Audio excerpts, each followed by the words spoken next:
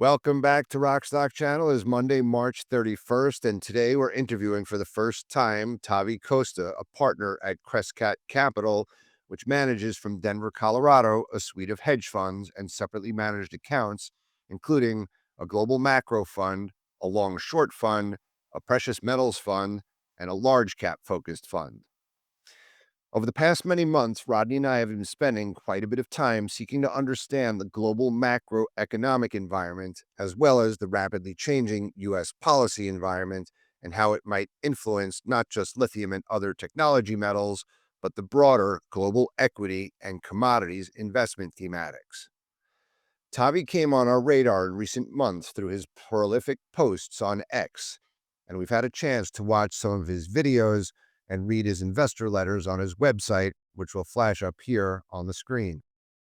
You could follow Tavi on X at Tavi Costa. In recent weeks, I've had some inbound calls from other podcasts on topics that they want to talk about, including potential rotation underway out of large cap U.S. growth stocks into commodities, as well as a rise of defense metals and critical metals, outside kind of clean energy, lithium battery material metals. So we thought it would be good to introduce our viewers to Tavi, who has been calling for such a rotation and has been right for the past kind of couple of years, talking about precious metals and non-precious metals.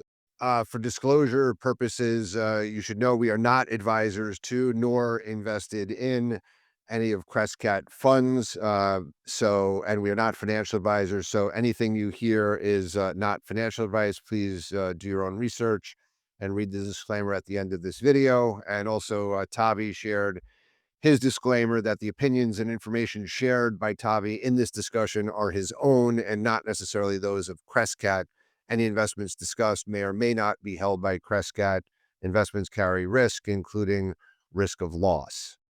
Crescat has, you mentioned, something like a 19-year track record, but only the last kind of 4 years have you been in the commodity space, and you manage some, $300 million under management, of which $200 million is in mining equities. So precious metals and non-precious metals and metals in particular doesn't have a large universe of smaller-ish funds like yourself uh, to approach. So I'm sure you're inundated kind of like with requests. But you told us you don't own physical gold, you don't own physical silver, but are largely focused on junior gold, silver, and other equities. But that's just because you think that they're good fundamental businesses. Um, so where a lot of the posts you've had on X, we followed. We're going to flash some of these up here, which really caught our attention. Is just like the Mag 7, the growth in the Mag 7, the valuations are as a percentage of GDP is something like 63%, I think, according to one of your charts. And you gave an example of like how NVIDIA's rise last year seemed to mirror Cisco's rise, during the internet bubble time. So I started my Wall Street investing, and sell side career in 1990. We've all like kind of witnessed cycles. We're all um, remember the internet bubble and then bust, and then the start of this kind of commodity super cycle, in 2002, three, going up to 2010 after, a period when, U.S. growth technology had, a gigantic run. So I do wonder, is there a shift, right? I mean, we're getting some inbound, some stocks and other thematics other than mining, like emerging markets have underperformed for a really long time. European equities, international equities have underperformed for a long time. But as the year starts, European defense stocks are doing well. Emerging markets, which are often commodity focused, are doing well.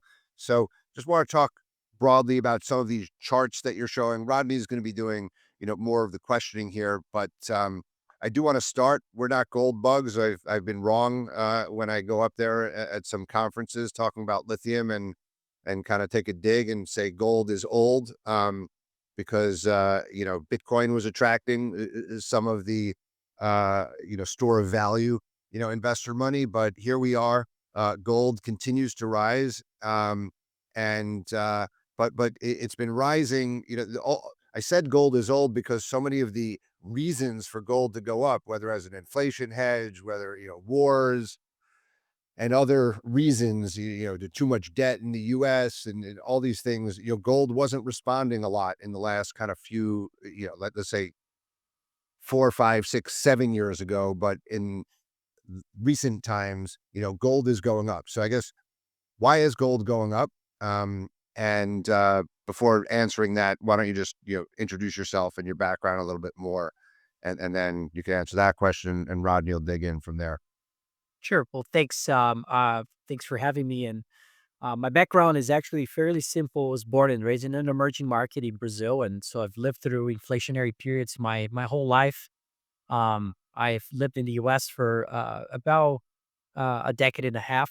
No, you know, never experienced a period where, especially in the prior years, where consumer prices have been rising significantly and changing the way consumers think about their own, budgeting and their own ways of capital spending overall.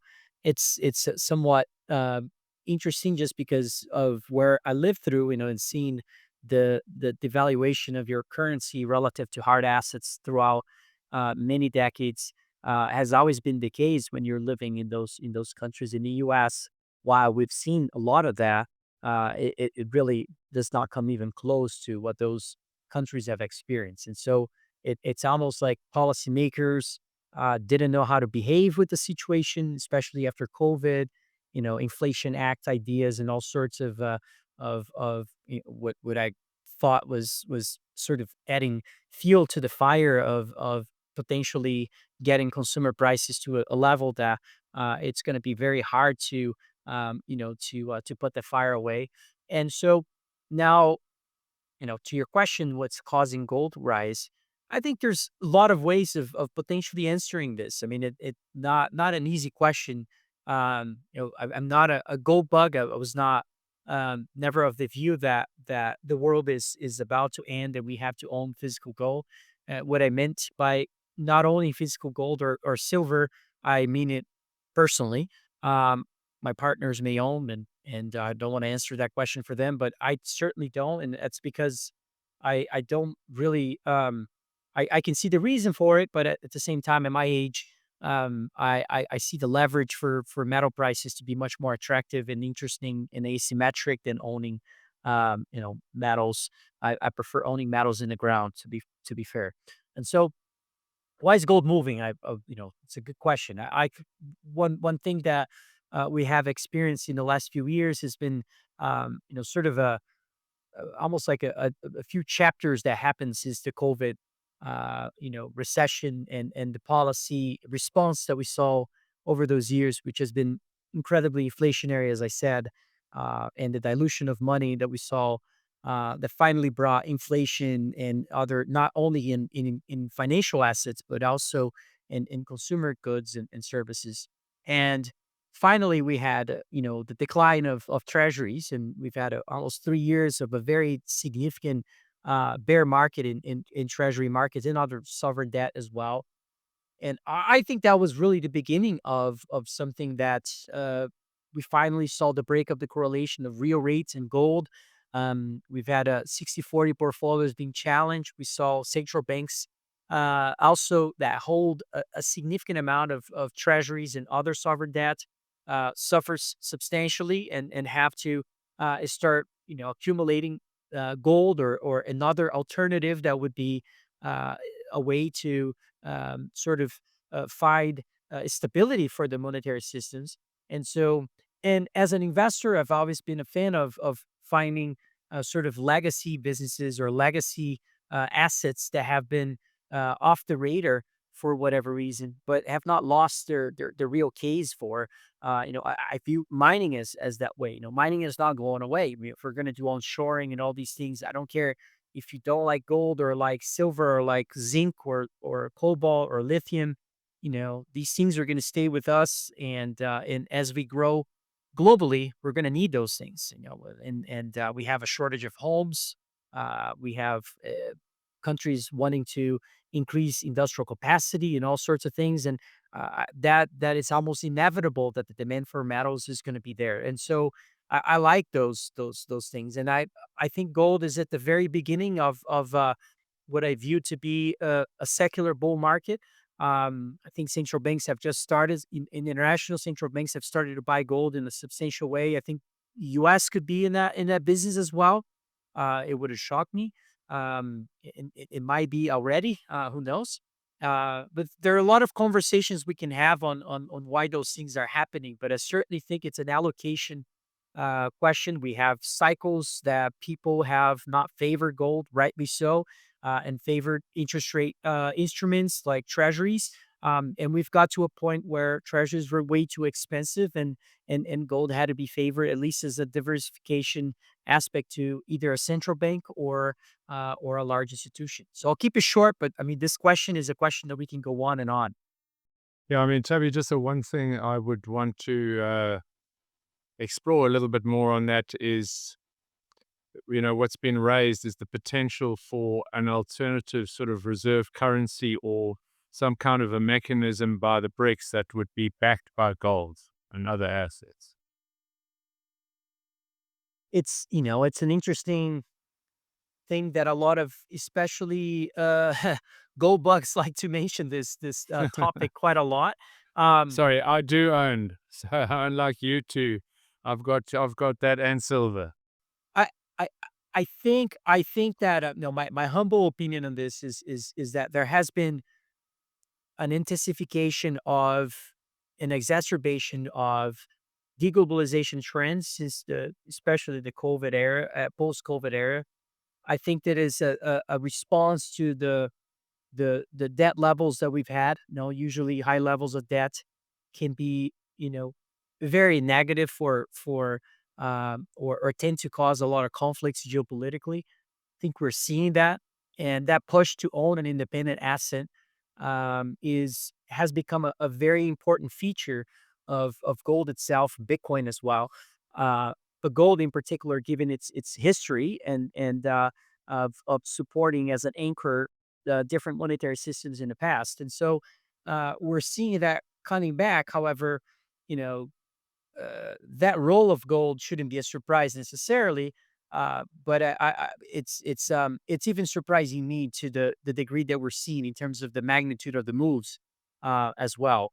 And I think uh, there is a push, a real push from other places in terms of entering a more diversified monetary system globally, of which could be more of a multipolar environment.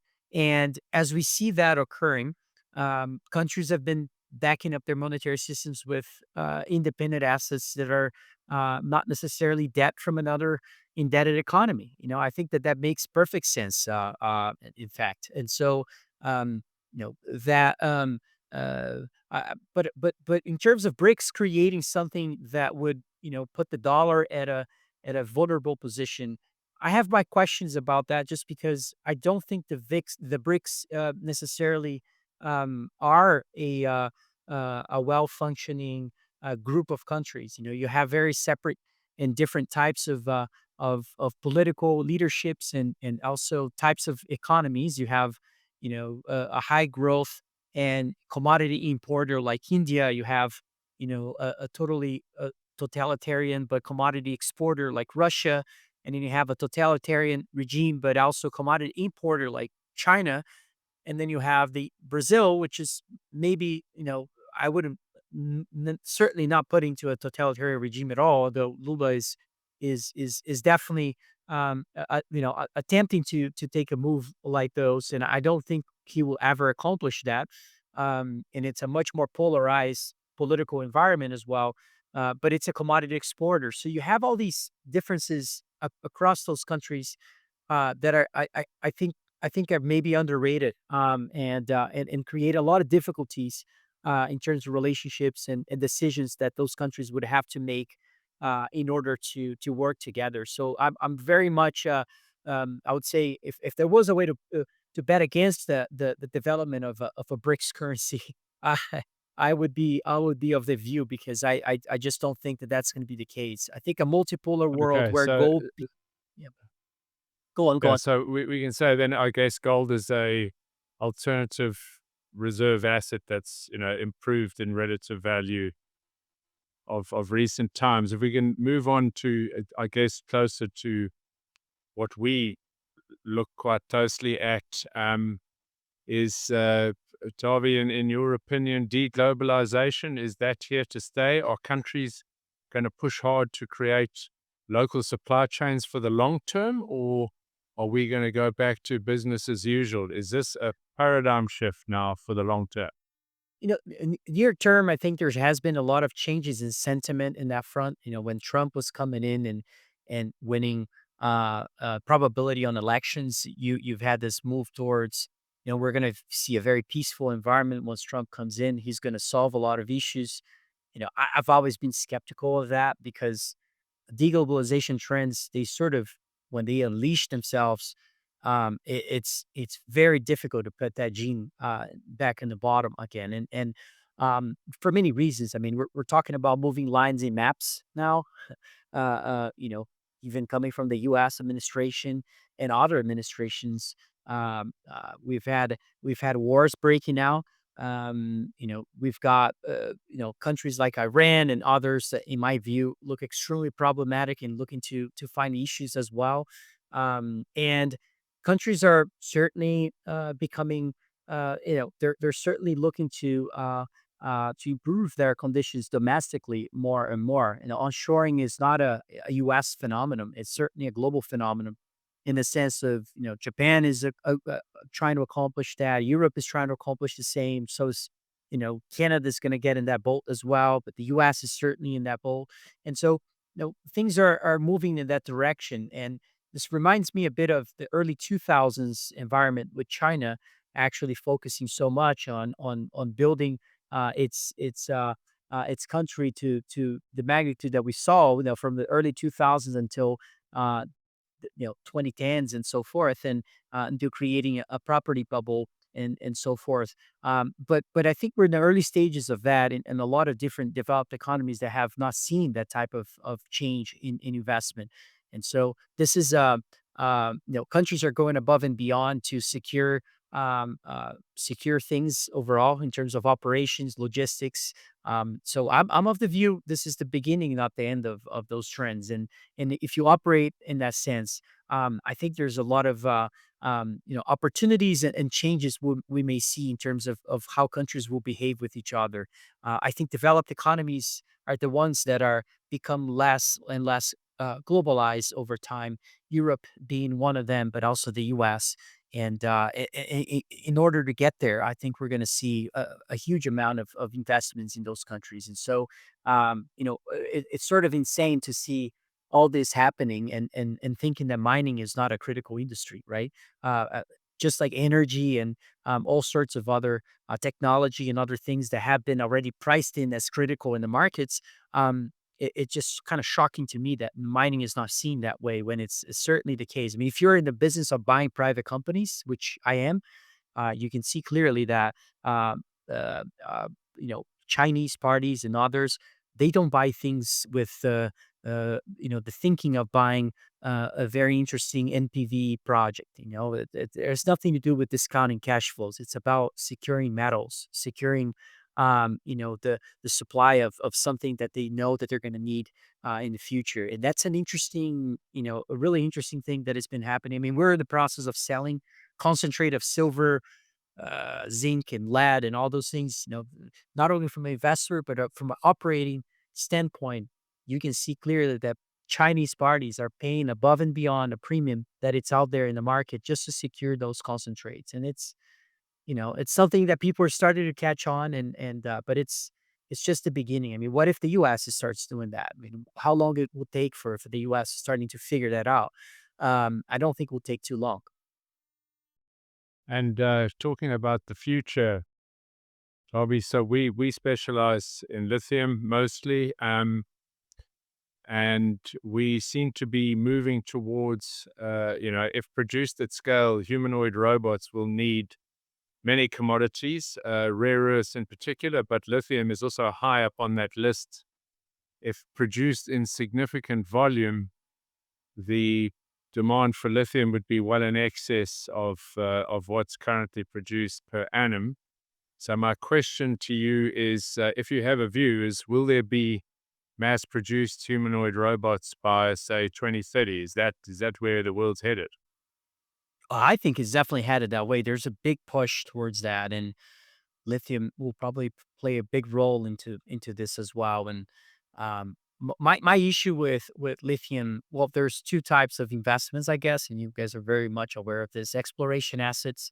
Um, the this difficulty of the supply side of lithium, which is involved with operating as well. From my understanding of the industry, which is not a very in-depth understanding, it's we got involved with a few projects. Is there's just really just two types of deposits of lithium, really.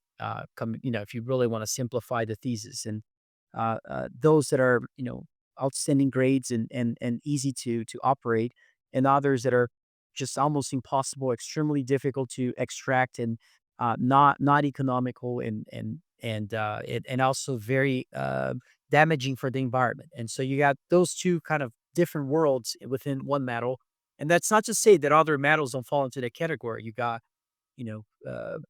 refractory gold deposits and copper deposits that are, also very challenging to extract, but and others. But the lithium space is very pronounced in that separation of those two worlds, and so there are some regions of the world that certainly provide those deposits. I mean, we've seen particularly in Brazil, actually, and we've seen in Bolivia and other parts of South America that we found some of those potential opportunities.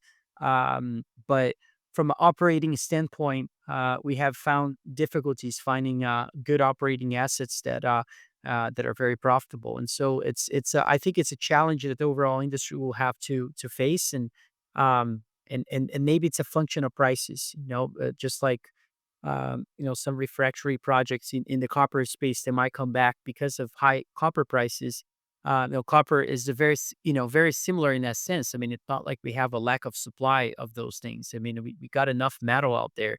It's a question of price. It's not a question of quantity. And So, and Tavi, maybe so you are then you are bullish then on the humanoid robots for the future. I am. Yeah, I Okay, think it's gonna be great. bigger than cars. Yeah. And talking of copper and silver, I mean, they are both performing extremely well. We look at them more as industrial metals, and they don't seem to be pricing in any kind of a global recession, whereas equity markets are teaching a bit. Is this a case of inflated buying volumes in response to tariff risks, or is it one of the equity market or the copper and silver market getting it wrong? Where's the mismatch here? My thinking is, I think the question I would frame the question differently. I would say that there are regimes when you have markets falling and these metals can do well. And these regimes are usually very deglobalized periods where you got inflationary eras and countries going above and beyond to secure those resources. 1970s, forget about the environment of debt and all those issues that were different than today in terms of imbalances macro, but but there was a push that was similar to now in terms of market behavior. So I don't think this we're going to see a similar place to what we saw back in 2008. I think safe havens are going to be different. I think and so I'm not sure that the interpretation that the fact that copper is not going down with the market means that we're not pricing in a recession. Actually, I just think it's a function of of a different macro regime that we're in, and that wouldn't surprise me if copper holds up well in a recessionary period. In fact, so yeah, I think that there we're in a rotation period, out of things that are very expensive, maybe into things that are extremely cheap, historically speaking, and so expecting those things to fall more than the markets or fall in tandem with the markets when you have valuation propositions that are drastically different, it seems to me that that might be the wrong way to be looking at this. But again, that's just my 2 cents on this. I'm okay holding, the normal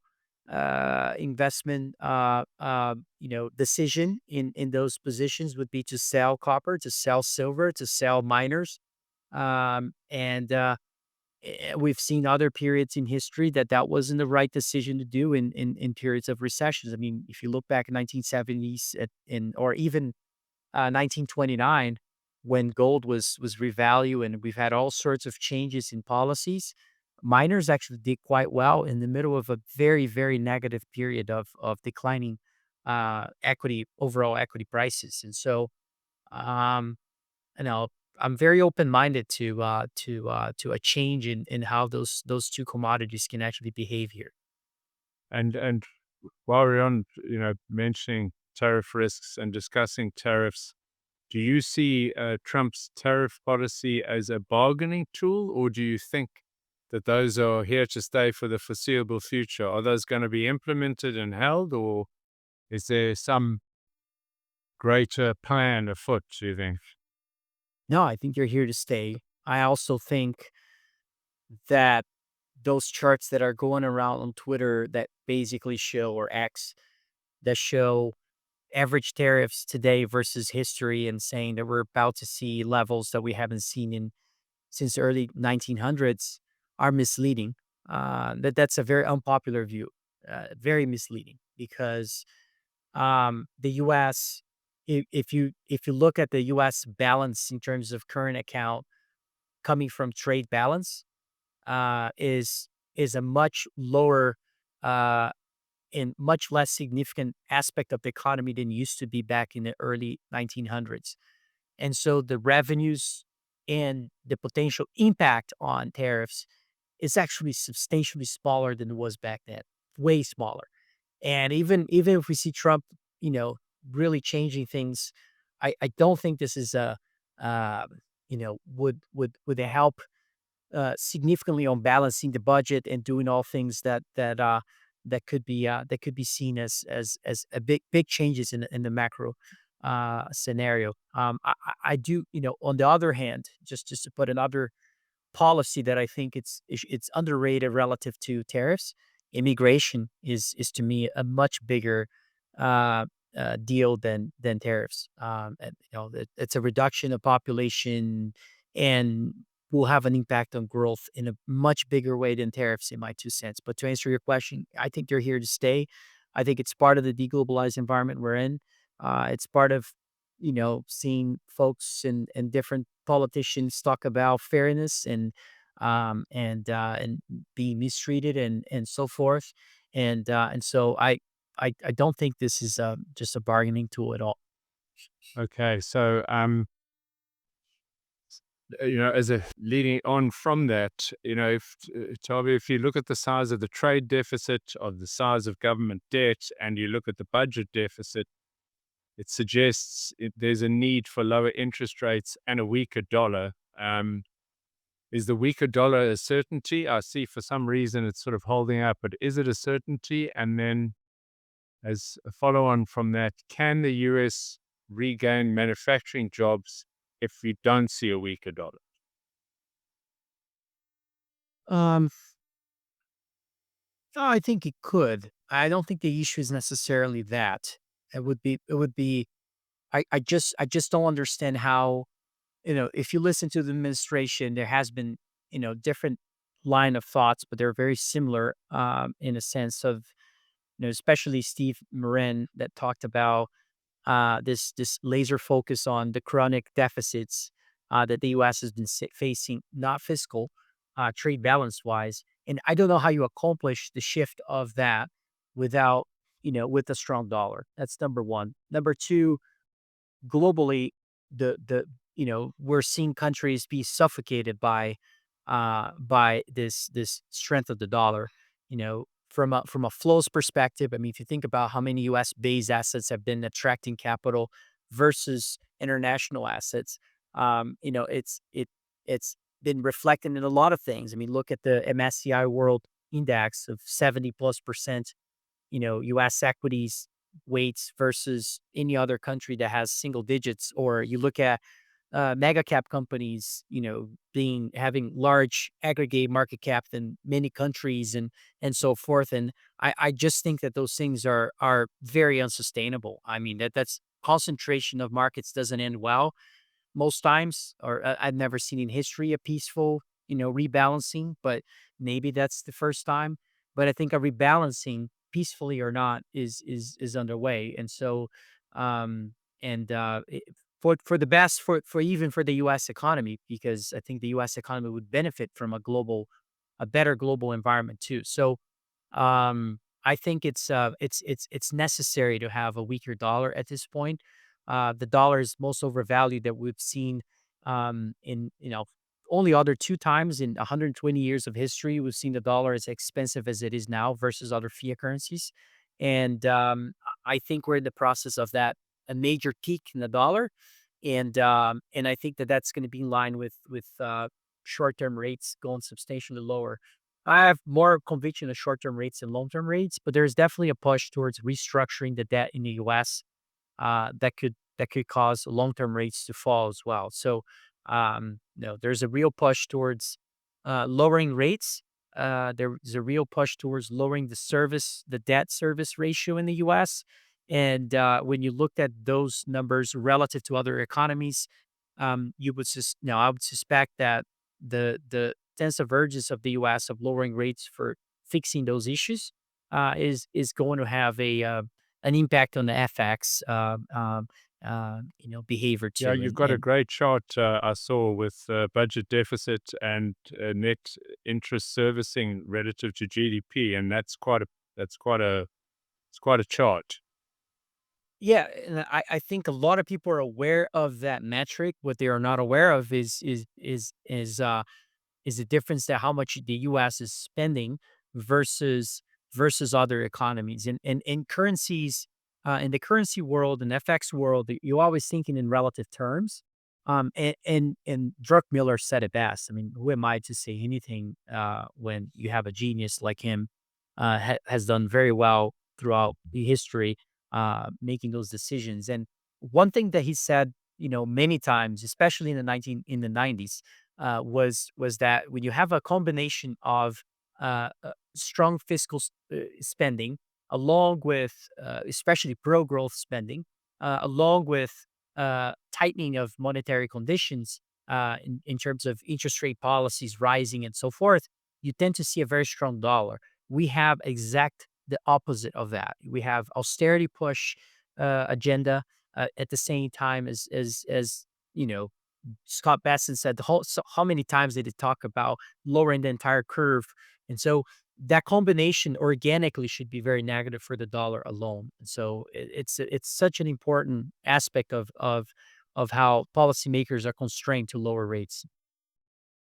And then again, if you have a view in your mind, is the US-based AI and data center growth story legit, or is China's attempt to devalue software with things like DeepSeek and other things we're looking at with open architecture, is that a real threat to that investment narrative?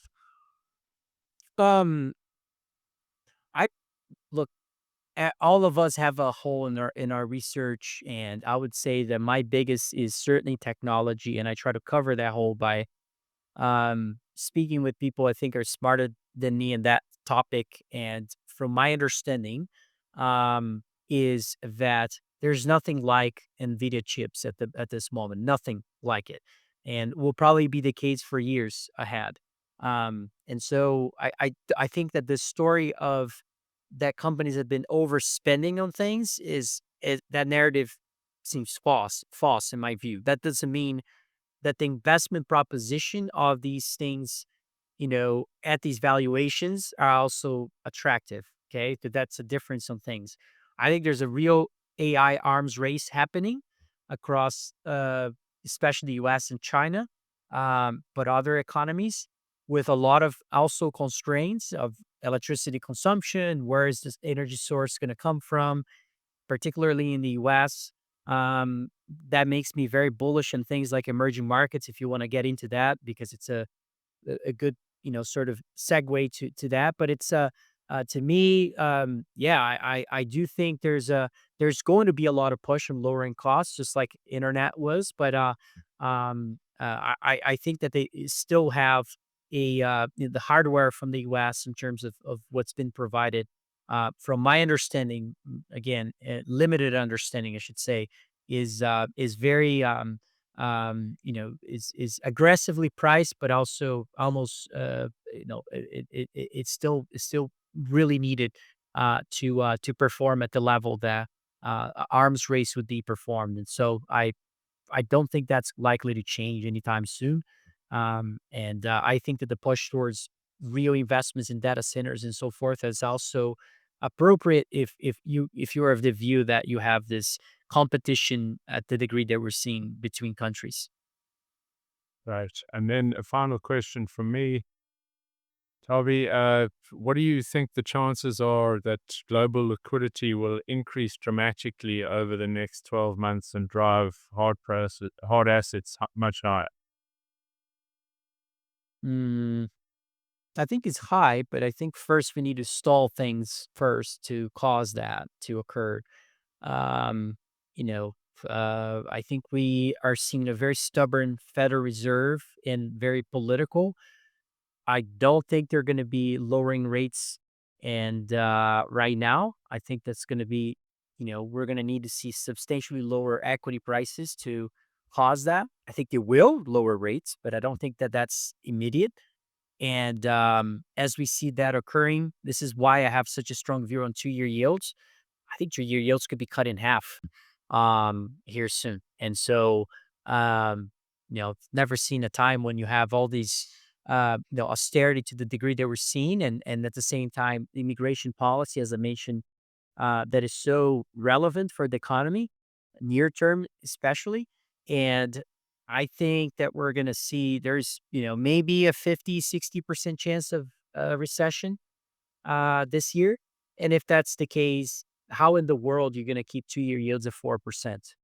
I don't get that. I think some guys might be all over this trade as well in terms of buying 2-year yields. And that's when the market start to really reflect this more negative environment as well. I would suspect that that's going to cause then the Fed to actually increase liquidity. And then what you said is probably going to be right. So I don't know if it's 12 months from now, but liquidity will come back. I mean, it's almost inevitable. And we know that politicians don't have much of a choice there. You really have two choices: you inflate your way out, or you create a deflationary shock. I mean, what do you think it more likely? I mean, the path of least resistance is inflation. So yeah. Yeah, always the path of least resistance. Thanks, Tavi. Howard? Yeah, Tavia, as you were speaking, I was calling up some of the charts that you had. So this U.S. dollar index, Benji, you could put that up. It shows, yeah, in 1980 it was a peak, and in 1930 was a peak, and now it's at a peak. So you're just saying that just historically reversion to mean, the dollar should weaken. It's interesting. I look mainly at the Canadian and Australian dollars, and the U.S. dollar has been strong since Trump. But I guess the yen, the euro, and well, it is strong. It's showing here that it's strong. But yeah, there's a number of people talking about it weakening. The there's at least two other charts that you have here. One is commodities to equities ratio versus the US dollar.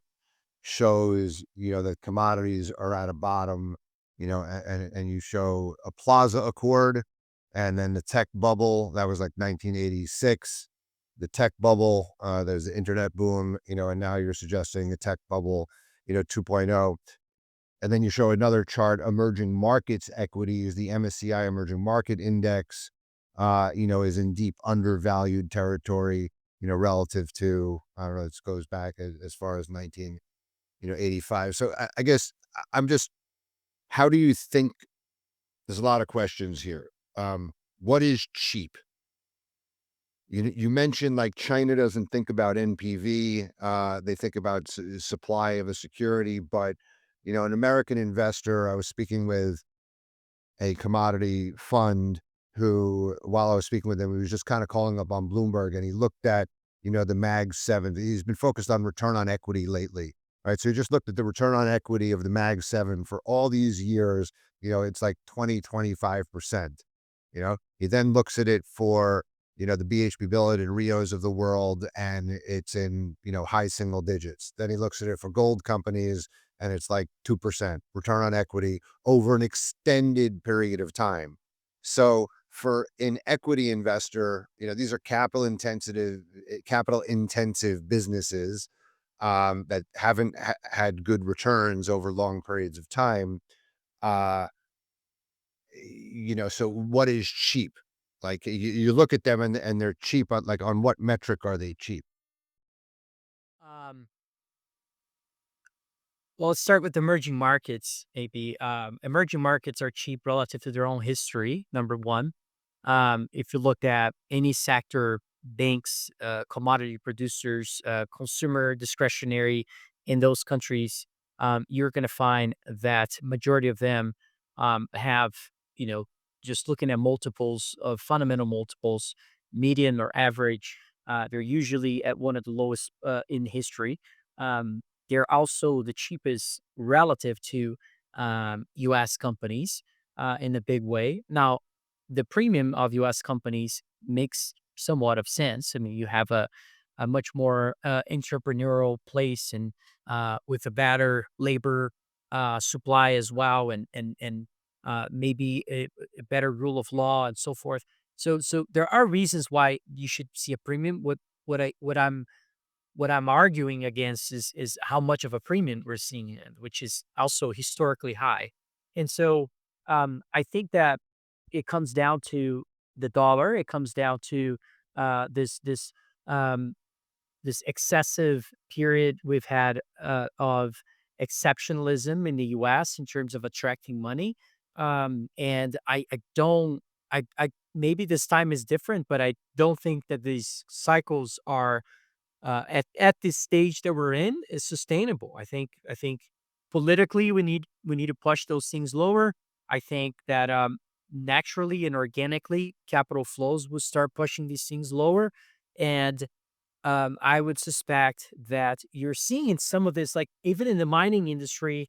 Um, uh, the companies that are doing their homework are doing very well, and the companies that are not doing their homework are still being penalized. And so, if you look at GDX, you kind of have this kind of weird environment, weird performance based vehicle, because it's been dragged by the losers, and also pushed by the winners. And emerging markets have been very similar. You have India that has done well, Argentina has done well over the years, but then you have other countries that have done terrible relative to those countries, like Brazil, and maybe some other South American and other South Asia economies as well that have not done as well. So those doing their homework are doing well, attracting capital, and those that are not are still, not doing, not attracting anything. And so I do think that's going to change. I think that that's, if you look at real estate in Brazil, for instance, it's down 55% from peak levels in U.S. dollar terms. If you look at the Big Mac index, which is a great index to look at how expensive things are historically, and also in dollar terms throughout the world. And you're going to find that the US Big Mac is actually one of the most expensive Big Macs across other countries. I mean, these things are not usual. It's very normal to see a Big Mac in Brazil to cost much more than in the US in dollar terms. And so it's I think there's we're starting to see how expensive life is in the US versus other places in dollar terms, and that money ultimately starts flowing back to those countries. So uh, historically, these things are extremely undervalued. You can see this in the relative basis. You can see that in their own multiples throughout their own history as well. As I said, and Yeah, I think there's a moment where you want to favor these assets, and I think the type of analysis that you refer to in terms of investment performance for BHP and other mining companies and gold companies relative to it. My humble view is that it's backward looking, and the backward looking because I don't think we've ever seen a time when gold companies can mine. How much is a gold miner average spending to produce? Maybe 1,500, dollars, uh, an ounce. And where are gold prices today? Over 3,000. We were talking almost double. It's like I've never seen a margin like this. I mean, if you look at gold to oil ratio today, one of the highest levels we've seen in history. And so, yeah, I think the margins of gold companies are outstanding right now. It's almost like it's better than even energy companies, and I think it's here to stay. I think we're going to see a period where uh, maybe you want to call it the golden age of mining, whatever you want to say. But I do think we're in a place where the fundamental story will likely improve for the long term, and will finally start attracting capital. And the private world is already attracting capital. I mean, who doesn't want a company, being priced at $300-400 million that is making $200 to $300 million in free cash flow? There's plenty companies out there doing that. The problem is you do have competition to buy those things, and it's very complex to get involved in the private world. Okay. You mentioned gold at these gold prices, a lot of gold companies are making money. So there you could have a traditional valuation multiple based on, cash flow generation. The emerging markets, I assume you're talking about like PE ratios and EV to EBITDA, they're probably lower than they have been in a very long time, or maybe their history, but that is also correlated on, what's their growth. Everything's should be priced, based on, the future earnings power, of a given company, and gold companies are looking good because gold prices are finally, well above the cost of production. Let's hope most gold companies will not have inflated costs and, piss away all of that margin. How should you think, like, historically, gold has always been viewed as a currency, or it's somehow special. They would use 0%, discount rates, or super high, um, you know, price to earnings multiples for a gold company. How do you think about value of a gold equity versus a non-gold mined equity? What's an appropriate valuation? Mm, I It's a good question.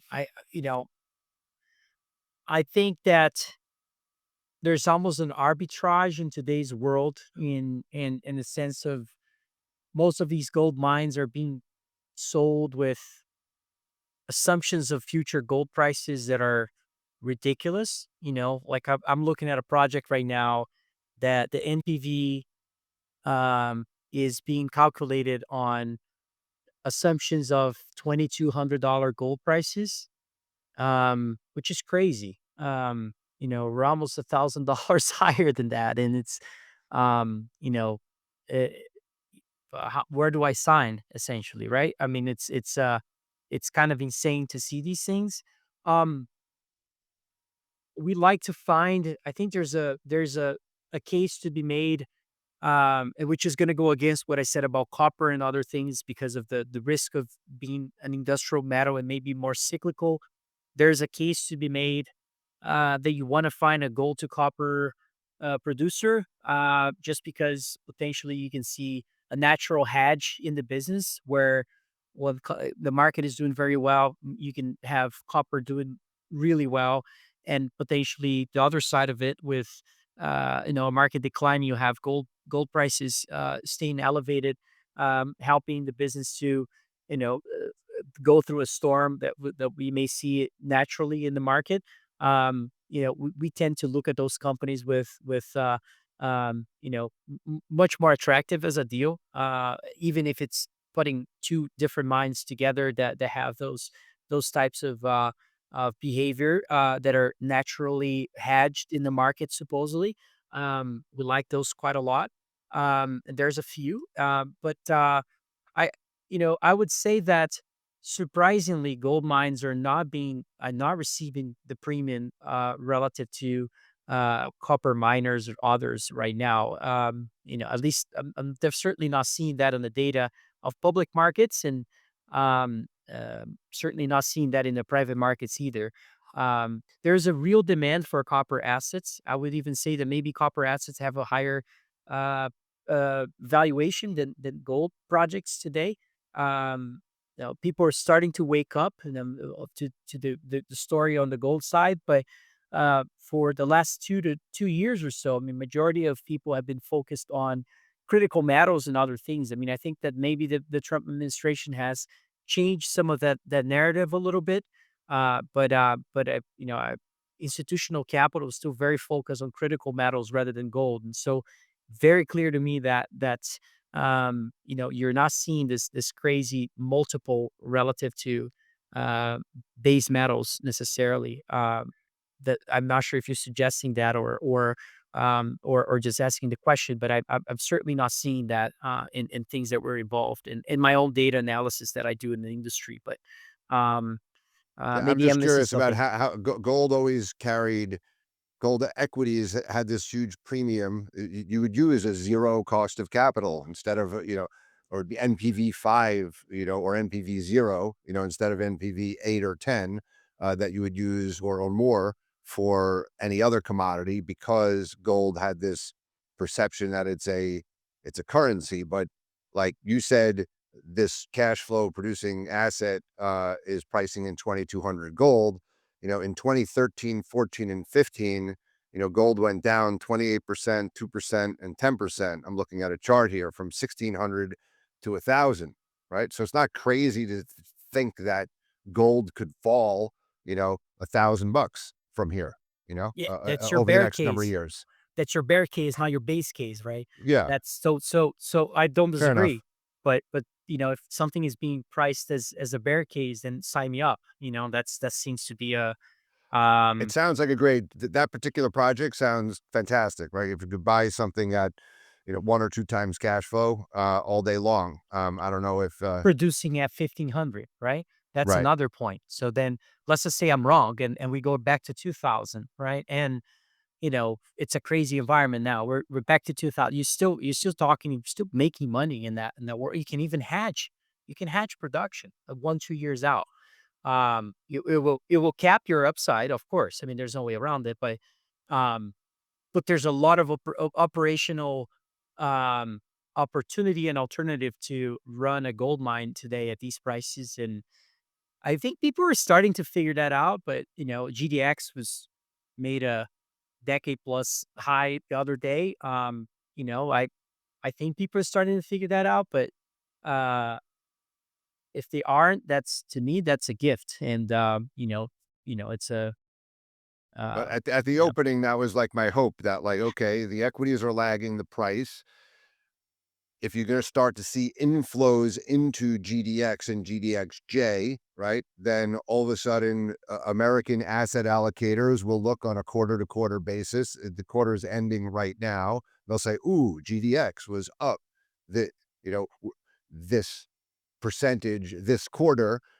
We think gold has legs. We'll see inflows into, gold funds, and then as financial advisors talk to their customers about, okay, you're investing in gold, but Trump's talking constantly about these critical minerals, right? Well, and copper looks good, right? And uranium may or may not look, or maybe it was oversold, or or lithium, or like so.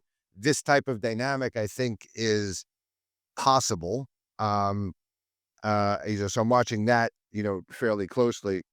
I guess the final question, or I asked it before, you say like China doesn't think about NPV, they think about supply of material. And this is like X gold, right? Because gold is, you're just storing it in a vault or whatever.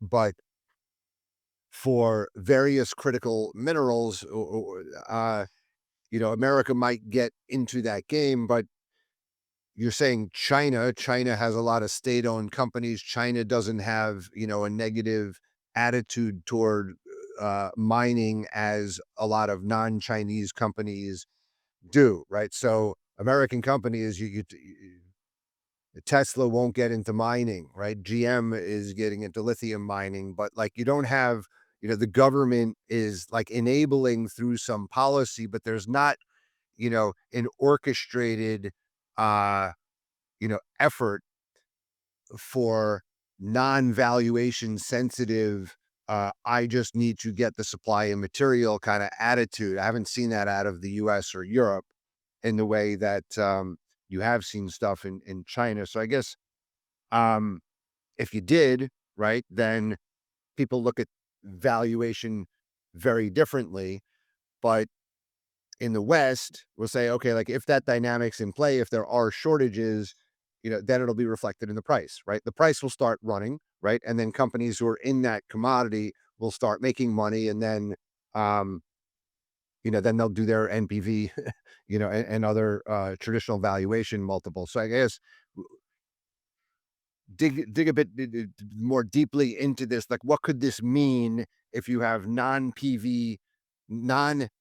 NPV focused players looking at materials, how to think about certain assets under that scenario. Oh, I think it would be, we would see significant premiums here. I mean, um, in, look, I think there's also a reason for why China acts that way. They're also commodity importer, very different in the U.S., where U.S. has got a vast amount of resources and some of them a lot unexplored and undeveloped, but certainly in a different position than China, from very blessed with resources. And so the need from China to push an agenda like that is seems sort of obvious that they're going to do that. But eventually, I think the U.S. will probably get into that as well. I mean, if you just look at how much money we spend on mining as a private fixed assets in the U.S. GDP, we're talking about 0.2% of GDP that is spent on mining, and back in the 60s or so, used to be 17% of GDP. So by no means we need to go back to the 17%, but I certainly don't think 0.2 is right either. So the U.S. is going to have to change that direction of an angle of this industry as well. Another thing I would point out, you mentioned critical metals, and Trump just signed an executive order of that, of basically, the focus on mining of critical metals, and he listed critical metals, and guess what was part of it? Gold. Gold. Exactly. So now you think about something else too, right? I mean, if you there's a chart that I put out, which is, but that's a total sort of gold bug chart, but it's an interesting chart. If you look at U.S. versus global gold reserves, and you will find that international reserves have been rising. They're at 50-year highs, and U.S. is like a 90-year low. Okay, well, this is interesting, and you're seeing this push towards accumulating gold internationally, and the U.S. is just sitting out and not doing anything about it. We know the administration is very gold friendly. Scott Besson's largest position was gold in his hedge fund. Trump loves gold. So let's just say, how do you accumulate gold if you're in their position? Let's think about this more practically. You have a few options. You accumulate gold probably hiddenly. You're probably not going to announce to the world you're buying it. You accumulate, and then you announce to the world once you are happy with your allocation. I mean, that's one way you could do. If you do the other way around, you're going to push the prices a lot higher, and you're probably not going to be able to accumulate what you plan on accumulating initially. The other way that I thought that this could actually go on is the amount of underdeveloped gold deposits in the U.S. I mean, what if the U.S. economy wants to get involved in that? I mean, that might be a possibility. It wouldn't shock me at all if there's an interest in using Ukraine, or just the U.S., or some other economies that they're trying to push geopolitically. in terms of regions to develop and deploy capital, American capital, government-based capital as well. And wouldn't shock me at all if there's some sort of subsidies and ways to accumulate gold from accelerating some of these mines that we have in the U.S. And being able to accumulate some of that metal domestically.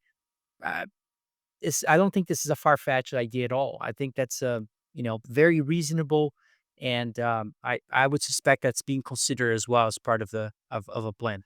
Subsidize in an era of cutting clean energies and other types of subsidies, the government, pivoting now and saying we're going to subsidize buying American,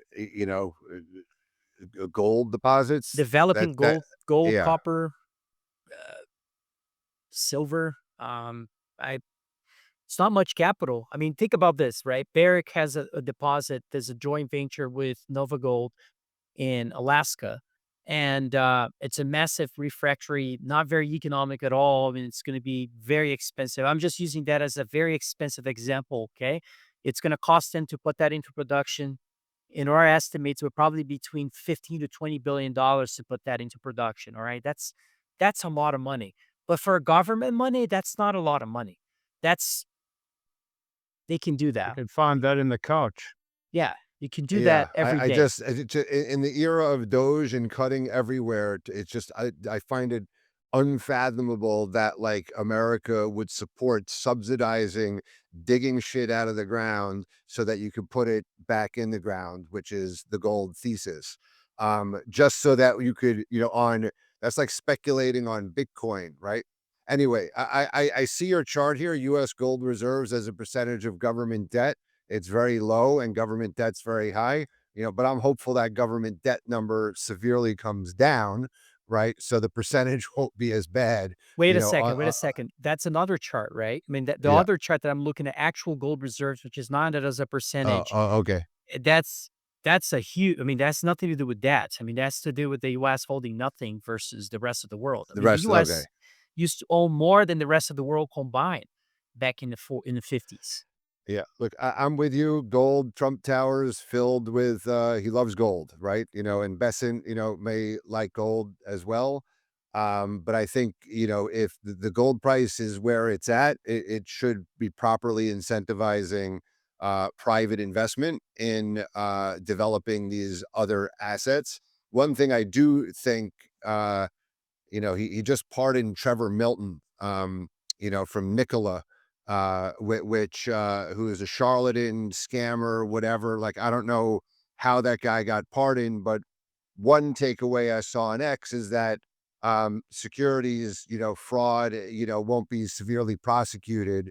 So all of the the holes with a liar on top in the mining industry, might have a bit of a day or less, prosecuted. I have no idea, but there's scope for speculation to happen in this space. As a taxpayer, I would not want. I'd still prefer to have subsidized electric vehicles than I would subsidizing kind of uneconomic gold mines in Alaska. But you may be right. Well, we shall see. Tavi, I appreciate very much. We've been here for an hour. Your thoughts, and I hope you're right about a lot of the other things you're talking about. Commodities, Crescat Capital. We need many more Crescat Capitals on the buy side to finance, the junior mining equities. And you're not, as you said, you're commodity agnostic. You happen to like gold, you like silver, you like copper. You don't love lithium based on supply demand imbalance. You like zinc, you mentioned, but your opinion toward lithium could change. I guess over time as you get as you see the drivers for it. But unless there's anything more that we left out of your thoughts, Tavi, we could end it here. No, this is perfect. Thank you very much for having me. All I was gonna say was that we have Doge and all these things happening right now, and it's a real push for wasteful capital not be away. But it's important to remember that Elon Musk himself loves to spend capital as well, and it's just not wasteful capital. If it's capital that it's for some sort of developments on space or electrical vehicles or anything that is helpful for the economy, I'm sure he's going to be up for it. And so I think there's a difference there that maybe the market is not, is underestimating is wasteful spending is absolutely right.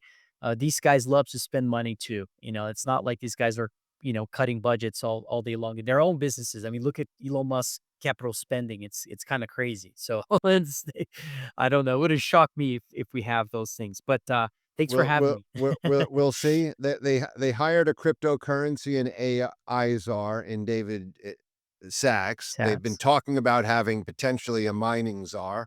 Maybe they'll have a gold mining czar. We shall see. But I think the capital expenditure, like having a Bitcoin reserve or some other stable coins and things like that seem, more likely capturing the attention. But who knows? We'll see. Time will tell. Tavi, thank you very much for your time. Really appreciate your coming on, and look forward to continue the conversation sometime later this year. Appreciate it. Thanks for having me, guys.